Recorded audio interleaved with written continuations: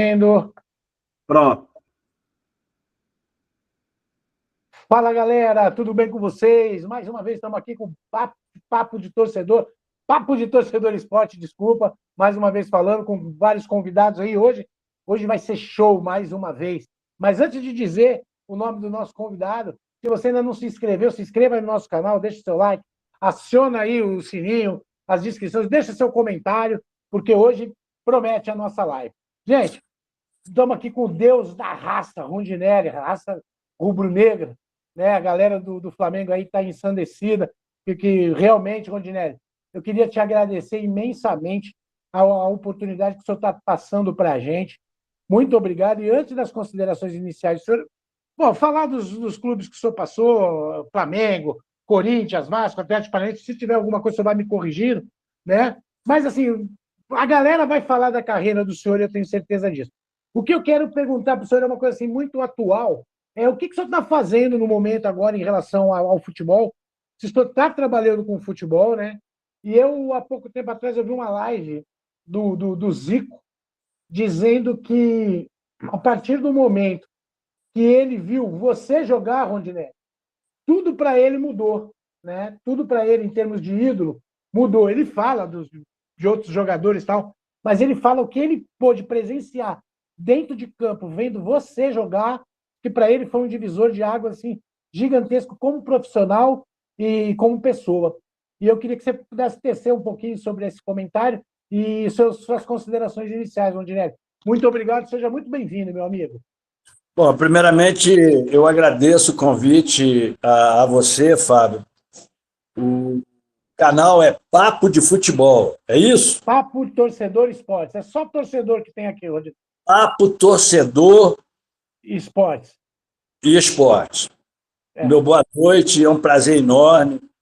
Quando se faz uma referência desse ídolo incontestável, na minha opinião, e que esse paizão de amor e de misericórdia pôde me proporcionar de conviver desde a base, é um privilégio.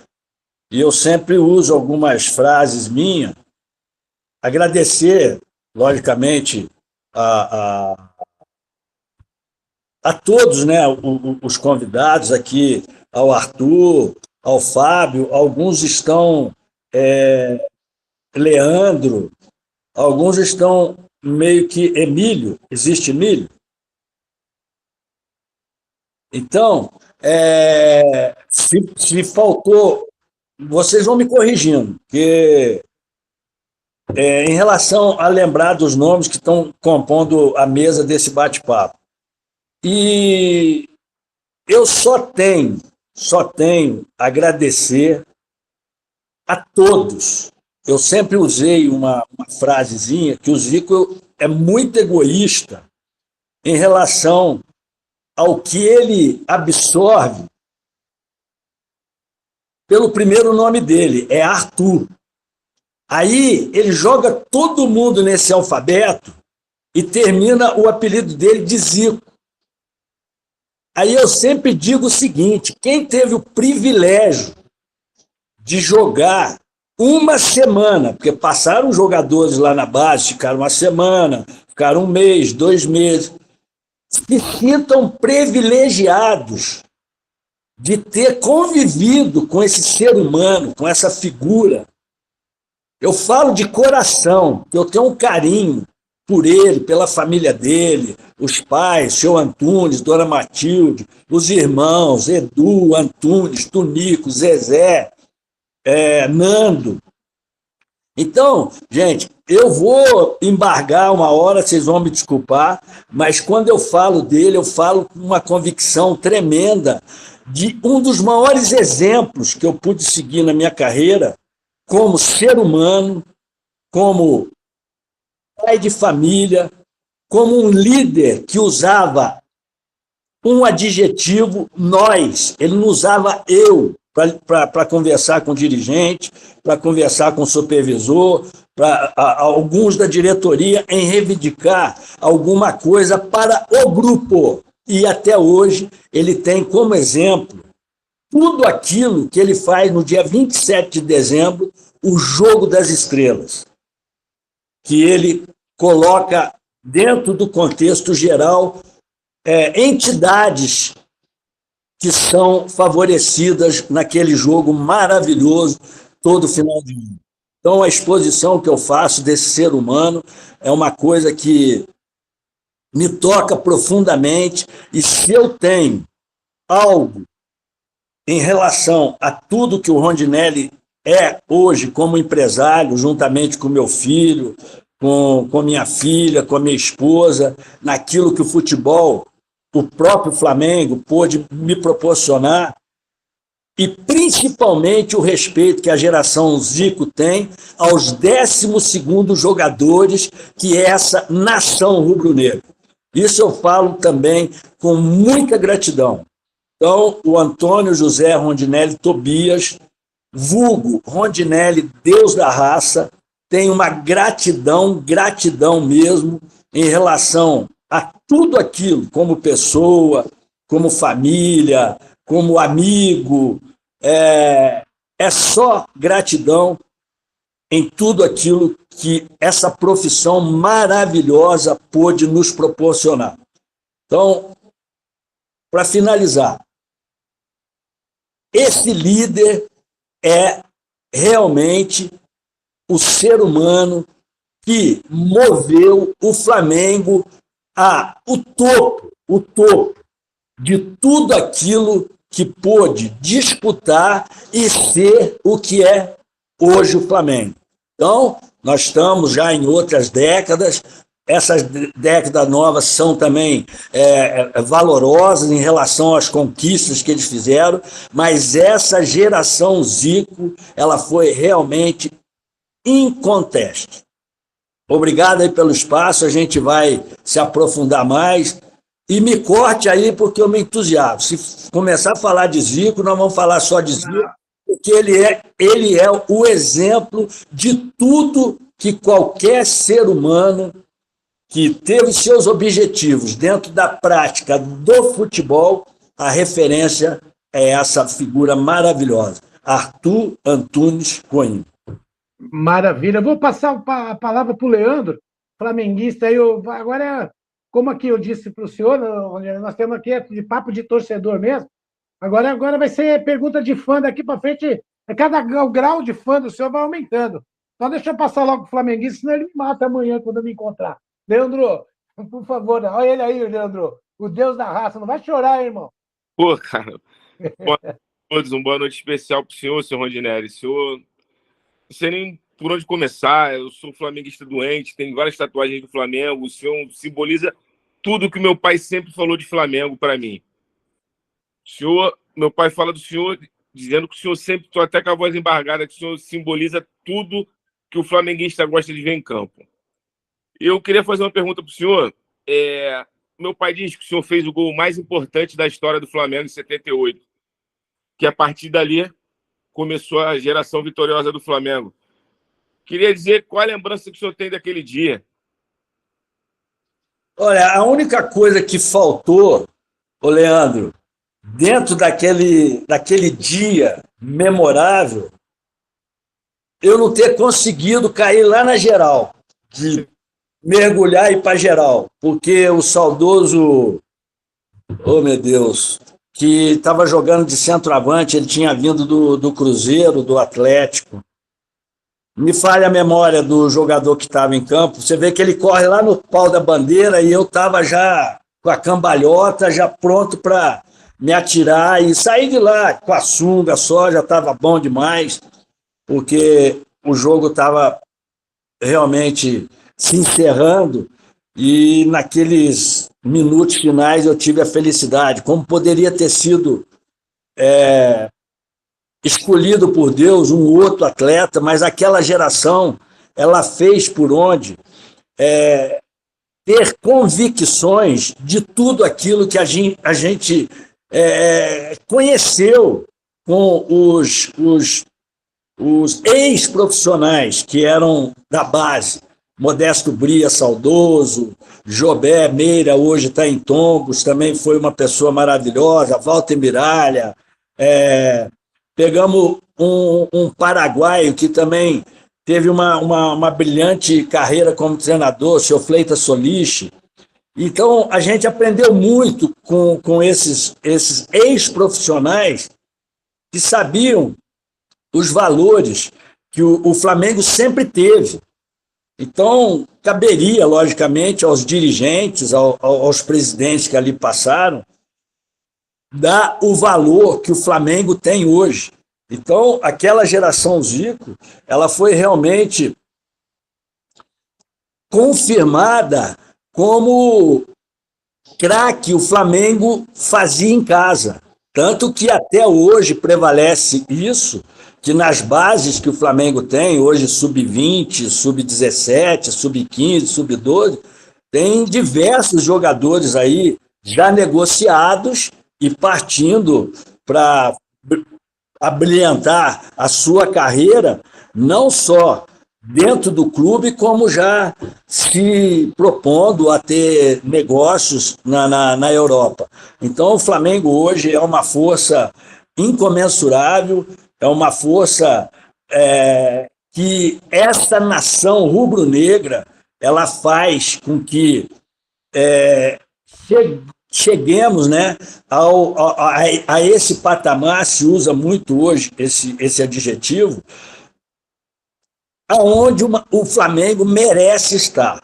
Eu já tenho aqui, o Flamengo tem 45, o Flamengo já passa de 50 milhões de torcedores de qualquer raízes, entendeu? Então, com muito orgulho, eu me entusiasmo, porque tudo que eu devo a esse meu nome, a todos os negócios que me propus a fazer, graças a Deus, com muito sucesso, devido a essa sigla. Eu tenho uma gratidão muito, muito grande a essa sigla, aquela geração Zico e a vocês, torcedores, que nos deram a oportunidade de saber o que é amar, o que é se entregar de corpo e alma para essa sigla Clube de Regatas do Flamengo. Rondinelli, o jogador que você estava... só ia completar para o Rondinelli, que eu acho que é o Eli Carlos, que veio... Eli Carlos, saudoso Eli Carlos, muito, muito correto. Ele me segurou, você pode ver que tem um negócio, ele me segurou, porque eu estava desesperado, porque aquilo ali foi exatamente o êxtase, né? Me perguntaram qual que era o sentimento que eu tinha, transcende, você não encontrava adjetivo nenhum. Tanto que eu estava recém-casado, só fui aparecer em casa 3 dias depois, e a minha mulher estava sabendo de tudo. A gente está junto hoje há 49 anos, na graça de Deus Pai, com 2 filhos, um casal de filho maravilhoso, mas tudo que vocês perguntam me vem à mente aquela volúpia, desculpa o adjetivo, aquela tesão e a hora era essa, entendeu? Só quem estava lá sabe o que é, né? Exatamente. Então, é muito, muito gratificante você compartilhar, enaltecer essa geração que, para mim, ela marcou a sua época. Ninguém pode contestar. Eu não tiro mérito da fase atual, das conquistas de Libertadores, poderia ter conquistado um suposto mundial, mas a geração Zico, ela realmente transpôs uma série de situações em estar alinhado com a torcida, alinhado com o grupo, sabe? A gente lavava roupa de segunda-feira, se tinha algum desentendimento entre grupo, eu estou me entusiasmando aqui, mas estou colocando aquilo que a gente tinha como profissional. A gente chegava na segunda-feira, eu tive uma discussão com o Cláudio Adão, tive uma discussão com segunda-feira é dia de lavar roupa. Vamos lá, vamos parar com esse negócio, para de mimimi, de hoje esses adjetivos. Mas lá, com as broncas um do outro, a gente lavava a roupa ali, sujinha, na quarta-feira nós estávamos lá prontos para voltar à atividade e sair para ganhar. entendeu? Então, o grupo era muito coeso, muito forte. Eu só queria te perguntar uma coisa. A gente olha, eu tenho 64 anos, né? Então a gente viu times fantásticos, com jogadores fantásticos, e hoje você vê esses times tecnicamente fracos, que todo mundo endeusa, porque hoje em dia o vigor físico e a técnica ficou para baixo. Como é que você vê jogadores de defesa? Porque antigamente grande área era um lugar sagrado, ninguém podia entrar, ninguém podia pisar, que a coisa era séria. E a gente vê esse nível tão ruim de futebol hoje, né? Tão fraco. Tecnicamente, legal, mas não se compara ao que a gente tinha nos anos 80, 60. De 60 para cá, né, quando surgiu o Pelé e os times foram crescendo e foram fazendo equipes fantásticas, né? Como é que você vê isso hoje? Essas diferenças, Rondinelli? Eu vejo, sabe, dentro de uma normalidade, porque não é só, vamos dizer, no Rio de Janeiro, ou em São Paulo, ou no Rio Grande do Sul. Para mim, posso até colocar esse adjetivo e todo mundo... Eu estou vendo uma coisa robotizada. Hoje você pega um meia, você pega, vamos dizer, até um jogador de zaga, que ele tem todas as condições, uma técnica. Eu não tinha isso, mas você tinha Luiz Pereira, você tinha um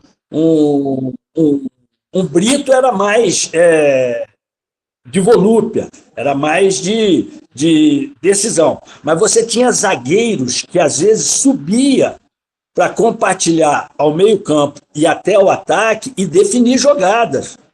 Hoje você tem os zagueiros, que eles podem só ou bater uma falta ou subir para fazer um cabeceio de escanteio, mas eles não são participativos naquilo que eles têm. Eles têm qualidades para isso, mas ele é tolhido pela comissão técnica em relação ao espaço que ele tem que cumprir, que ele tem que ficar. Então, eu vejo o futebol dessa maneira. É uma coisa muito...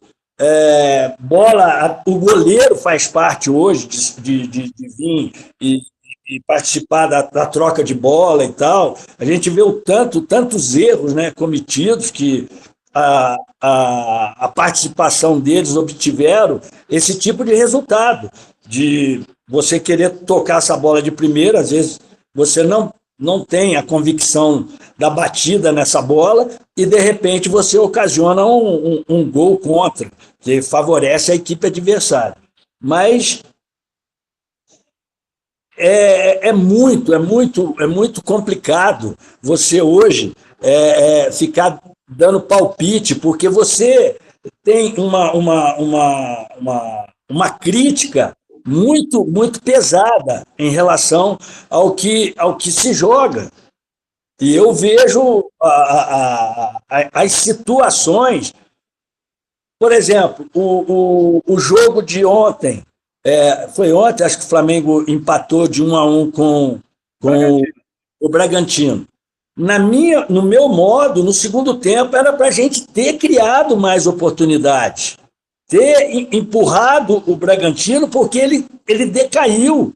O Bragantino teve uma condição melhor no primeiro tempo, mas no segundo tempo o Flamengo poderia ter ganho o jogo, pelas situações que ele criou. Mas, na hora da definição, entendeu? Faltou aquela sorte para o Bruno Henrique, entendeu? Finalizar fazendo gol. Eu vejo hoje uma coisa muito robotizada. Não tem a liberdade. O único jogador que eu vejo de criação é o Arrascaeta, está fora de jogo por contusão, entende? Então, na minha modesta opinião, o futebol hoje está mais aquele negócio obediente. Eu fiz um comentário há poucos dias atrás com os colegas em campo, que eu escutei uma frase sempre do Cláudio Coutinho, e vocês que são mais de idade, ele tinha um observador chamado Jairo dos Santos. Esse cara ele ia para o Maracanã ver o Botafogo jogar, ver o Internacional jogar, e o Cláudio Coutinho chegava na preleção, ele dava todos os pontos favoráveis e de eficiência do Internacional, ou do Cruzeiro, ou do Fluminense, ou do Vasco da Gama, ou do Botafogo, e ele dizia o seguinte: olha, os pontos altos, os pontos positivos deles, ó, desagride pelo lado direito, desagride pelo lado esquerdo, cuidado ali, vocês têm que ficar bem atento, mas a individualidade, vamos falar de um Zico, a individualidade do Júnior, que era o organizador de jogada vindo pela lateral esquerda, o Toninho Baiano da nossa época, depois surge esse monstro Leandro, que aonde você só não botava no gol. Se botar no gol, ele tem medo de botar a mão na bola. No gol ele não vai, o Leandro não põe a mão na bola. Mas de lateral a ponta esquerda, pode botar que esse destrói tudo. Um baita muito também. Então, um monstro, tanto perna direita quanto perna esquerda. Eu vou me entusiasmar, eu sou Flamengo, eu vou me entusiasmar.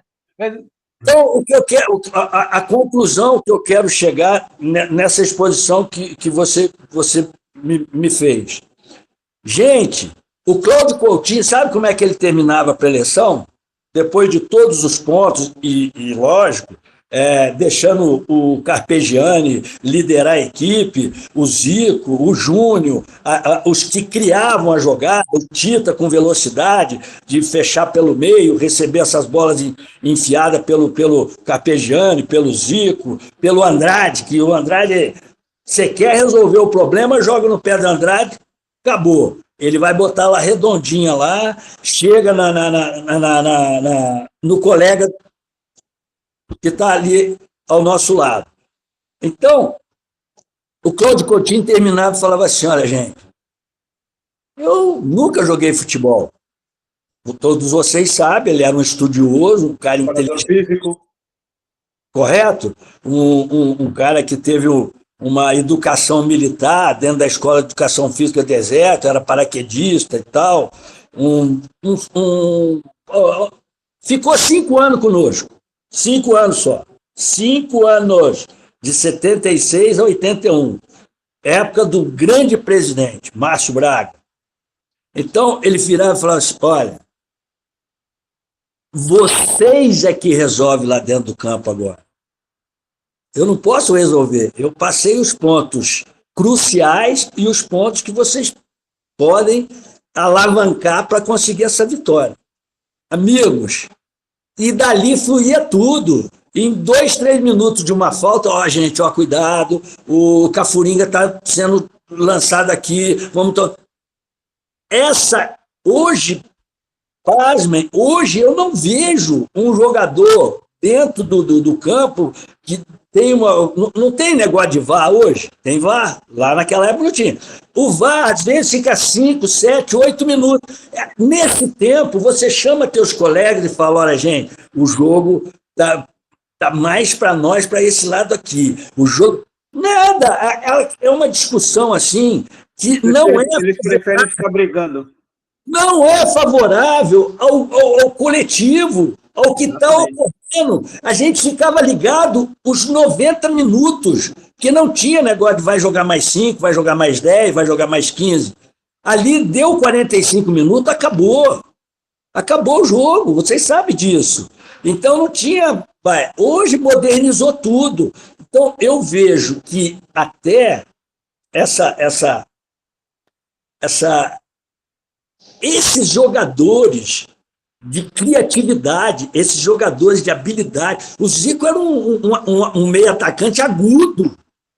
Ele sabia da capacidade dele. Ele era contundente. Ele não tinha esse negócio, não. Vamos matar esse jogo. Entende? Então, o entusiasmo, o profissionalismo era uma coisa assim fora do comum, porque todo mundo queria o bem da coletividade, tanto que fez o que o Flamengo conquistou de 76, buscando 76, chegando em finais de campeonato carioca. E depois para frente, de 78, ele deslumbrou o mundo. Eu não participei de Mundial, mas na primeira e segunda fase da Libertadores eu estive. Mas eu estou dizendo que, dentro do contexto geral, o que essa geração fez e continuou fazendo, eu fui embora, eu saí, e continuou fazendo até 85, quase no final da década de 80, ganhando tudo, com essa toda. Era um elenco muito forte. Muito, muito. Zé Luiz do Rio de Janeiro, aproveita e faz a sua pergunta aí para o Rogério, por favor. Arthur, você é o próximo, meu queridão. Seu microfone. Zé. Esperando passar o avião. Boa noite a todos aí. Rogério, é um prazer falar com você. Apesar de desse gol de 78 aí, né? O Abel saiu uma gilete do chão, mas tudo bem, né? Que ele ecoa até hoje com a importância desse campeonato de 78. Mas eu te fazer uma pergunta do seguinte: você jogou numa época, os grandes centroavantes que são alardeados até hoje, como Cláudio Adão, Serginho no São Paulo, Reinaldo no Atlético, Roberto no Vasco, você marcou todos eles. E, em particular, eu vou fazer uma pergunta sobre o Roberto. Como que era marcar o Roberto? Se existia uma provocação, um diálogo, sei lá como é que seria isso. Qual foi o melhor que você marcou? José Luiz, acho que cortou teu microfone. Ele cortou. Isso, José Mas Luiz. Tá vendo para ouvir, José Luiz? É uma pergunta, assim, maravilhosa. E a rivalidade nossa, desse saudoso parceiro, desse saudoso amigo, era uma coisa, assim, que só era dentro do campo. O bicho pegava. Ele vai me provocar, eu vou ter que ser eu vou ter que ter frieza, vou ter que ter um certo, aquela coisa que se diz, jogo de cintura, para mim não cair na dele, mas caí uma vez em fazer um pênalti, fora do lance de jogo, para você ver como era.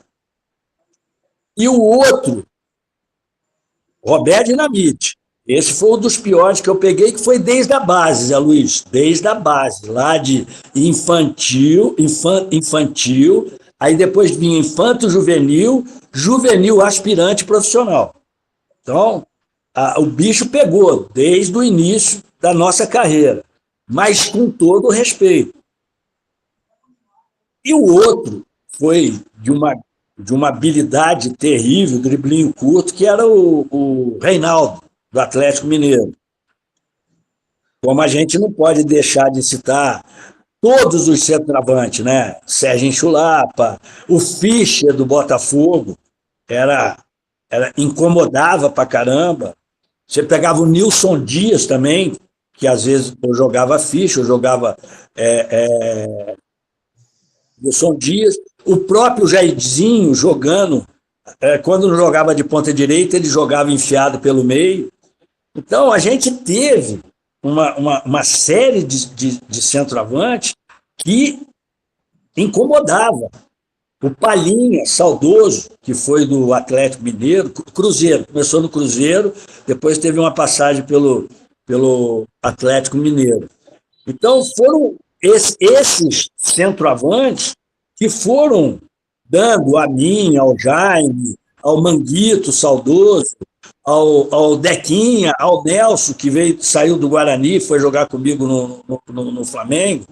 Então, teve uma série de centroavantes que provocavam a gente verbalmente. E você teria que ter aquela paciência de não entrar na conversa, porque você ficava desestabilizado. Mas com a conversa, o Jaime, Ronde, não vai nessa, que é isso que eles querem e tal. Que eu fiz um pênalti no Roberto Dinamite no jogo na época era campeonato nacional, a gente embolou dentro da grande área e caímos fora. E caímos fora lá na linha de fundo. Nisso, eu olhei para o Bandeira já estava correndo, Bandeira do meu lado esquerdo lá, e já estava correndo para o meio campo, acompanhando a jogada de ataque da equipe adversária. Só que o Roberto levantou depois de mim, eu já entrando para dentro do gramado, eu já estava ali na altura da pequena área, saindo da pequena área para a grande. Ele veio por trás de mim e me deu uma cabeçada do lado. Esse era a Ayrton Vieira de Moraes que estava apitando.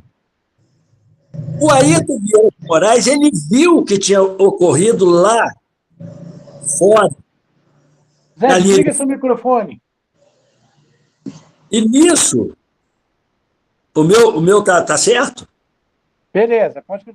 Aí nisso, o Roberto, quando ele vem, ele empurra só a cabeça assim no meu ombro, eu simplesmente virei e soltei o cotovelo. Quando eu soltei o cotovelo, o Ayrton Vieira de Moraes estava no bico da grande área, pronto, e apitou o pênalti.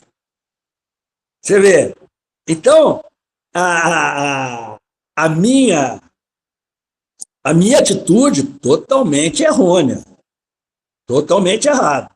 Ele apitou o pênalti, o Roberto foi lá, botou a bola, meteu 1-0, depois o nosso saudoso partiu, nos deixou prematuramente, o saudoso Geraldo, assoviador, foi lá e empatou o jogo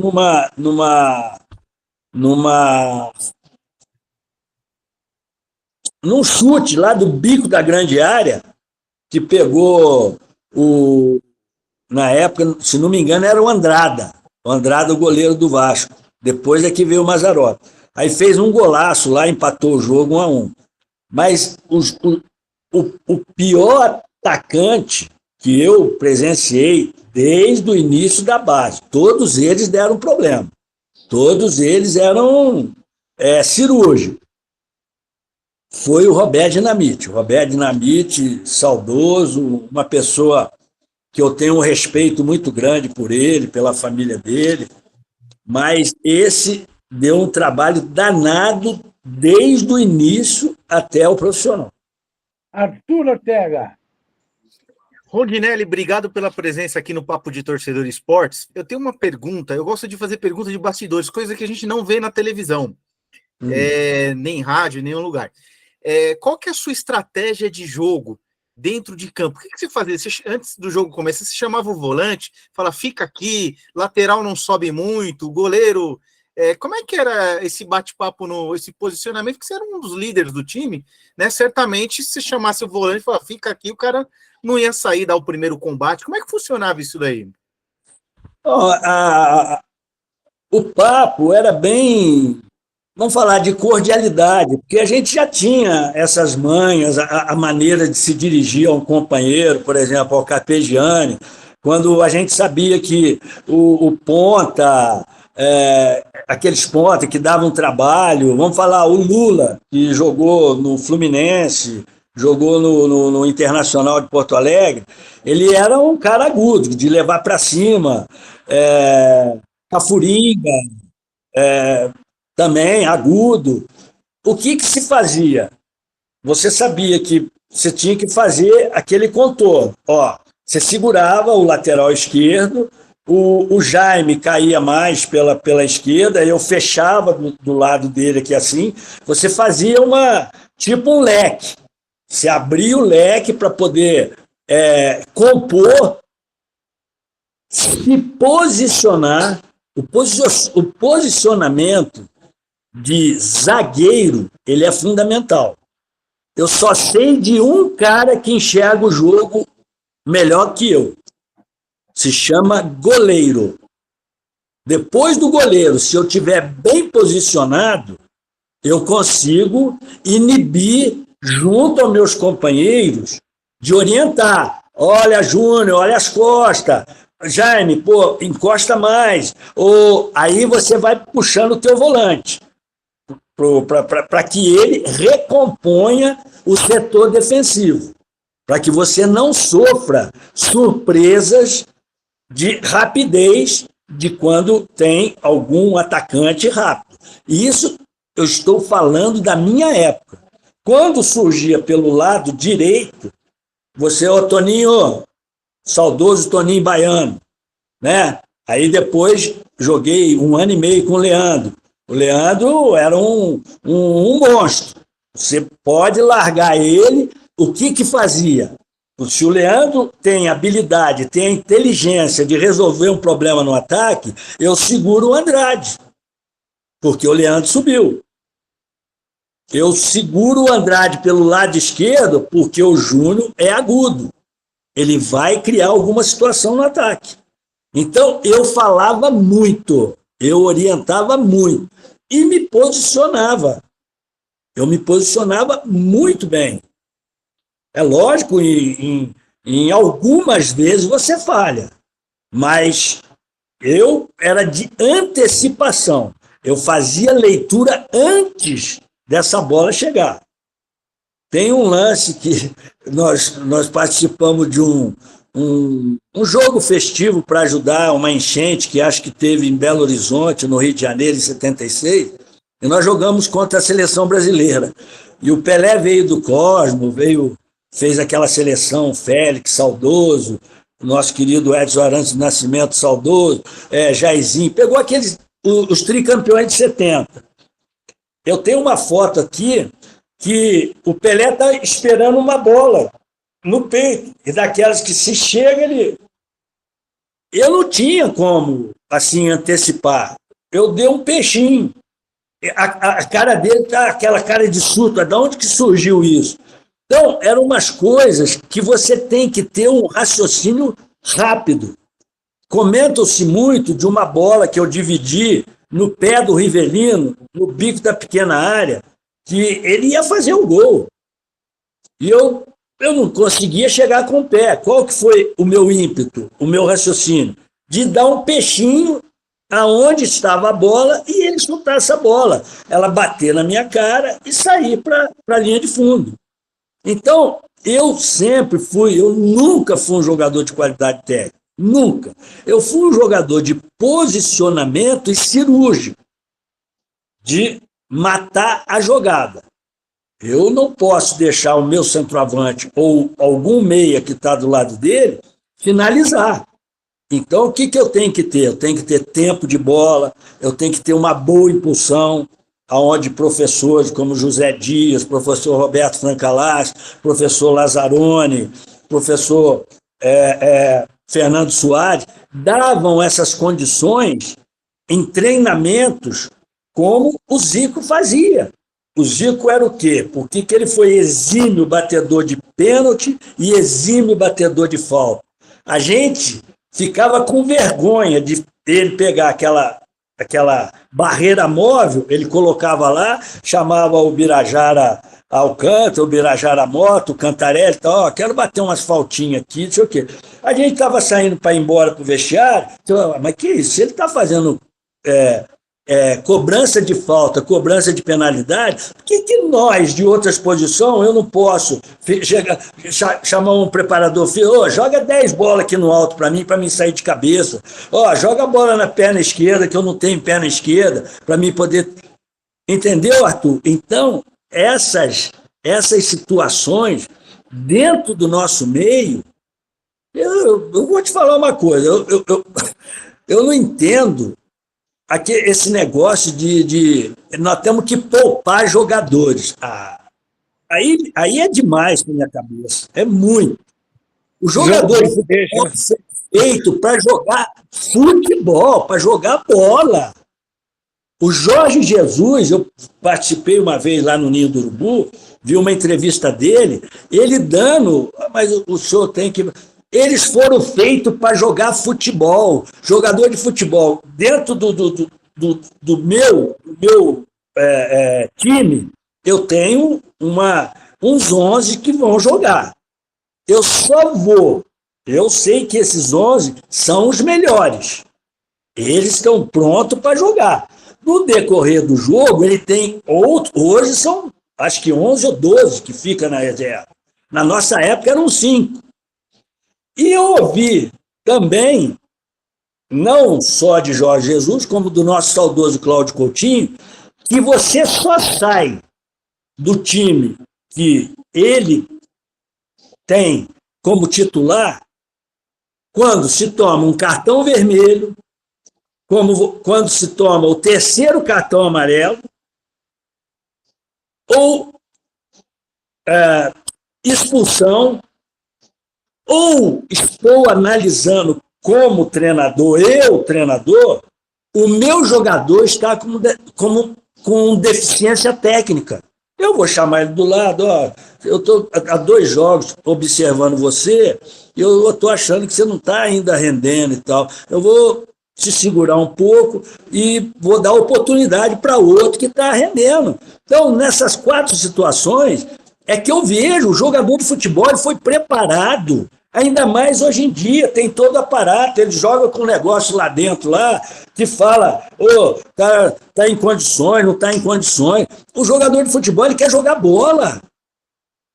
É uma coisa assim, hoje, que eu fico pasmo de ver, não, porque eu tenho que preservar.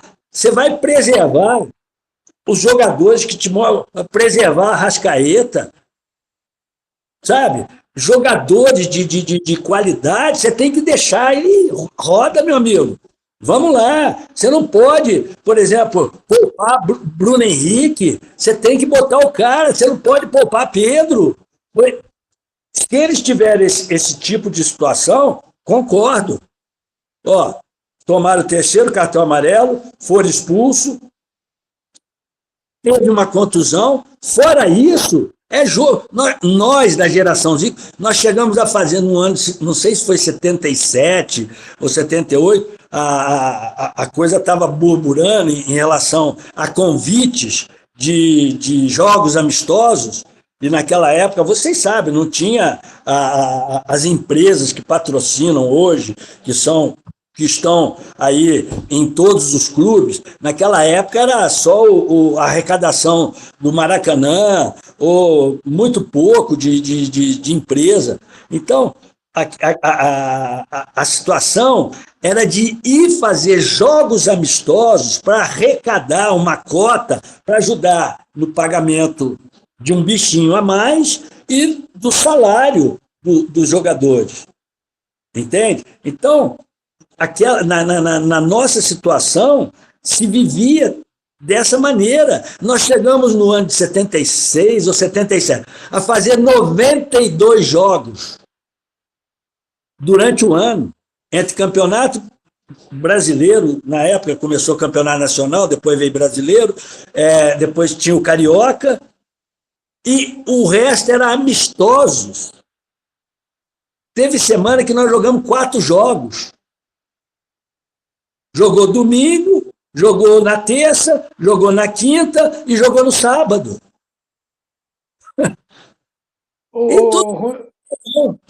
E o senhor está falando, desculpa aí cortar, uma coisa que o senhor tocou aí, eu vou passar também já para o Maçã a pergunta, mas assim, ó, nós estamos muito acostumados a ver hoje esses comentaristas dizendo que quem tem raça é cavalo, né? Cavalo que tem raça.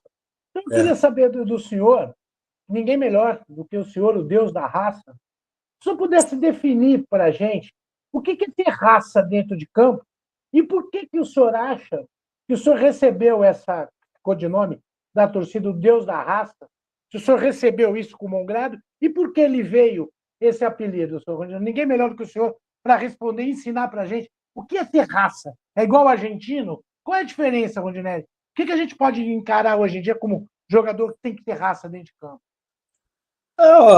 O adjetivo é bem simples, é bem simplório. A vontade você extrai de você.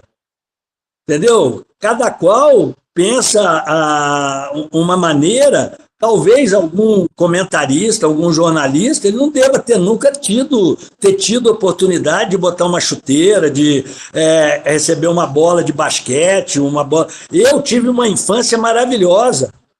A minha infância, na onde eu estou hoje, e aonde moro, também um pouco em Cabo Frio, eu tive uma infância maravilhosa. Eu aprendi a nadar, eu aprendi a jogar basquetebol, eu aprendi voleibol, jogava muito bem e fui campeão colegial dentro na minha escolaridade do interior, em tudo, em voleibol, em basquetebol, em natação. Agora, tudo isso, naquela de jogar futebol, que era o gosto maior junto aos meus amigos, junto à garotada que eu convivi até meus 14 anos de idade. Depois eu fui para o Rio de Janeiro fazer um teste e, na graça de Deus, tive a felicidade de fazer minha carreira muito brilhante, com muito orgulho, por tudo aquilo que eu me dediquei a fazer.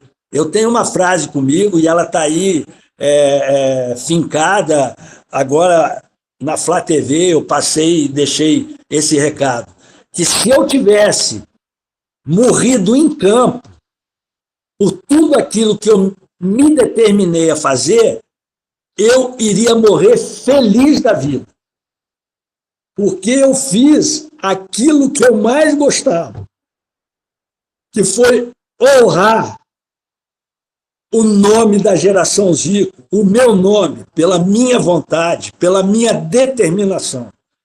Se eu alguém tivesse me arrancado, como eu tive uma infelicidade do saudoso Palinha me dar uma cotovelada numa bola parada de escanteio na final do Brasileiro de 80, ele me deixou amarrado aqui, ó, daqui para cá de fio de aço. Eu não tenho minha audição do lado esquerdo, em 1980. Eu saí carregado do Mineirão, direto para um avião particular que o Márcio Braga fretou, junto, ele hoje é vivo até hoje, o segurança Pinheirinho, era o nosso querido Pinheiro, viajou conosco, o Zico estava dentro do avião, quando tive que voar rápido para o Rio de Janeiro para recompor toda essa parte aqui, fazer uma cirurgia de quase 8, 9 horas, na véspera da final do jogo, contra seria no domingo seguinte, na véspera do jogo, no sábado, eu estava sendo operado naquele momento, e foi uma coisa assim, muito, muito sacrificante em tudo aquilo. Graças a Deus eu tenho o nome dessa pessoa, desse doutor Itaí Lessa. Ele, tomara Deus, tem até hoje essa clínica ali em frente ao portão 18 do Maracanã. Doutor Márcio Braga foi o cara, junto com os médicos do Flamengo, doutor Tarato, o nosso saudoso há pouco tempo, Célio Cotecchia, que nos deixou. Então, a gente teve um suporte tremendo para que eu hoje possa, pelo menos, ter a audição do lado direito, mas ter tido a recomposição de tudo aquilo que poderia ter me, sei lá, alijado, ou poderia nem estar aqui hoje, entende? Então, eu tenho uma gratidão muito grande a essas pessoas, ao enfermeiro Serginho, que ia lá na minha casa, lá na Tijuca, fazer um tratamento lá, porque naquela época não é essa tecnologia avançada. Naquela época eu ia lá para fazer calor com toalha quente, passar uma pomadinha e tal. Hoje não, hoje você tem uma série de evoluções para recuperar um jogador aí que é fantástica, graças a Deus. Mas a nossa época era aquele negócio, era massagista, não era fisioterapeuta, não é? Hoje você tem um fisiologista, né? A gente tinha só os médicos, né? Ortopedista, que cuidavam lá de uma lesão, de uma fratura. Mas, em tudo, eu sou muito, muito grato e muito feliz por tudo aquilo que eu passei nesses meus 70 anos, que Deus está me propondo a viver nessa vida terrena e ter convivido com pessoas maravilhosas. Em qualquer departamento do futebol que eu convivi, eu sou muito grato a todos eles. desde das mordomias que a gente tinha lá na concentração, lá em São Conrado, na rua Jaime Silvado. Eu lembro de alguns nomes, aí, se alguém ouvir, lembra de outros que talvez a minha mente não vai lembrar de todos. Nosso querido Zuca, o seu Zé Luiz, eram pessoas que trabalhavam dentro da concentração e nos davam a condição do alimento, né? Do dia a dia que a gente passava até chegar o horário para ir para o Maracanã. Aí eu falo do Luiz Borracha, vou lembrar do Ferrugem e tantos outros que limparam a nossa chuteira, que fizeram a toalha quente para a gente se recompor.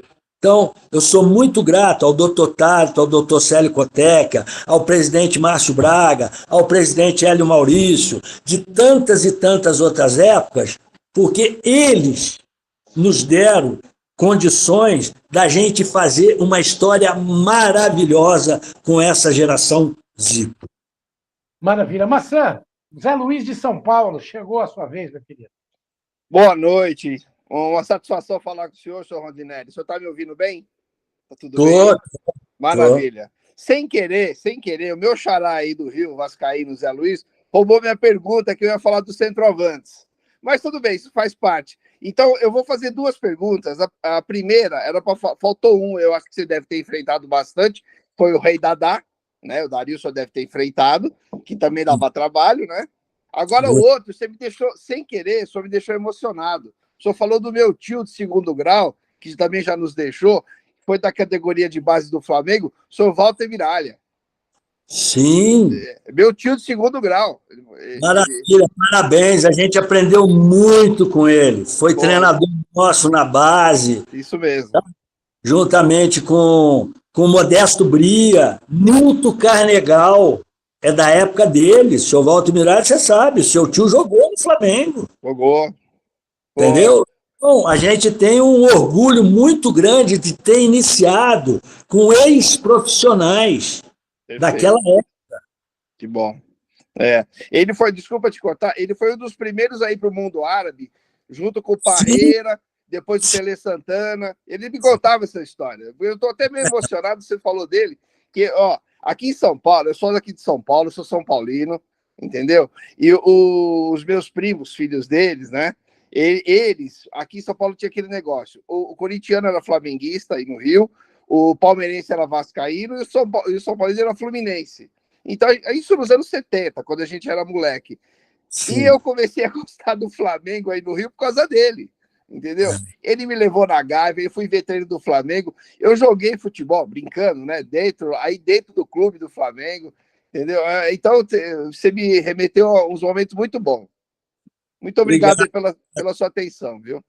Que isso, eu que agradeço de relembrar de um ser humano maravilhoso que nos deu um alento em tudo aquilo que ele já tinha convivido como atleta, como profissional e como treinador nosso.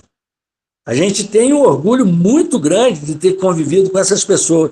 A pessoa que me levou do interior de São Paulo foi a mesma que levou Zanata, vocês se recordem, Carlos Alberto Zanata, é aquele lourinho primeiro que apareceu no Flamengo, depois jogou no Vasco.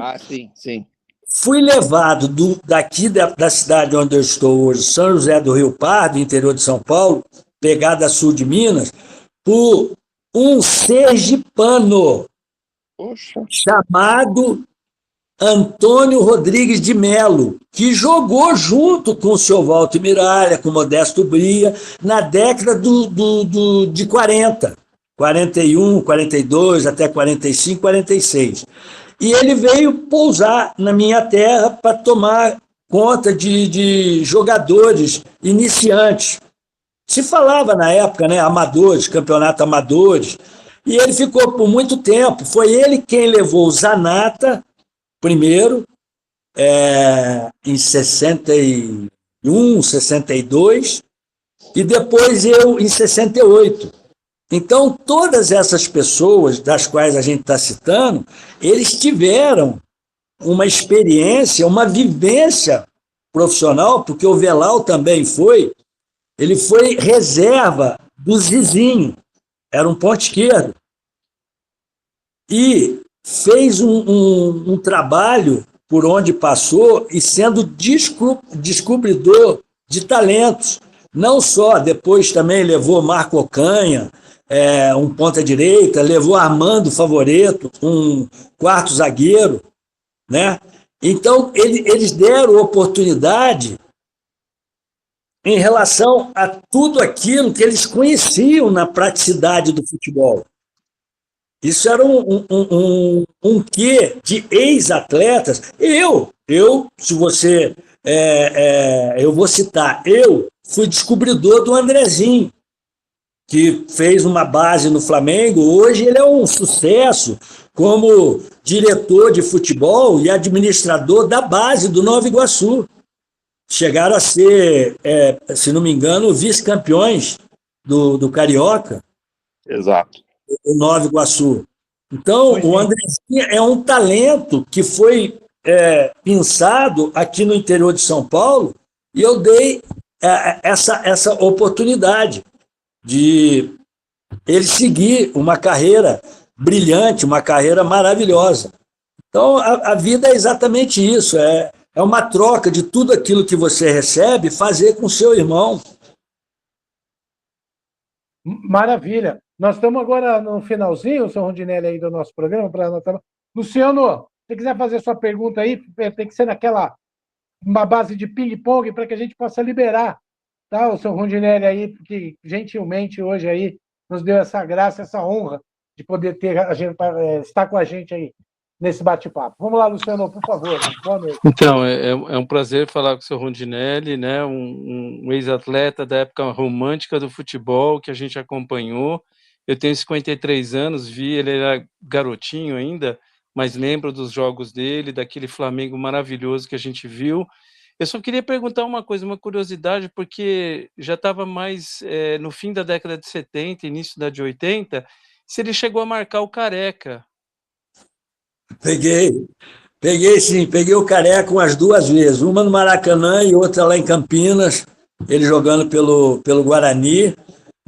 A gente tem uma amizade hoje de se falar no WhatsApp, ele, Birubiru, que eu tive o privilégio de jogar no Corinthians a favor, Vladimir e tantos outros. E o Careca foi também um centroavante que incomodou muito nas vezes que a gente se confrontou, um jogador de uma inteligência, de uma habilidade, de uma rapidez, era rápido nas suas jogadas e conclusões. Eu tive a felicidade de enfrentá-lo e isso é uma honra muito grande, a gente relembrar de grandes jogadores, que o Zenon, que também jogou pelo Guarani. É um orgulho muito grande a gente relembrar desse pessoal da década de 70, 80, 90, e aí é ser saudosista demais, mas é com muito orgulho, porque essa geração Zico, essa geração Careca, essa geração Sócrates deixou grandes lembranças, grandes recordações de profissionalismo, de amizade. Eu tenho um orgulho muito grande de ter podido participar dessas gerações. Quero agradecer aí a você, Fábio, a todos que estão na mesa, ao Ronaldo, ao Leandro, ao Arthur, vai me lembrando, ao José Luiz, Emílio, correto. Rião também está aí, está todo mundo. Então, é com muita satisfação, é um orgulho muito grande a gente poder chegar na idade que eu cheguei, ainda ser solicitado, ser convidado para bater um papo bem bacana, um papo descontraído, colocar nossas ideias, colocar os posicionamentos de tudo aquilo que a gente vivencia, de tudo aquilo que a gente vivenciou, com muito profissionalismo, com muita gratidão, com muita alegria.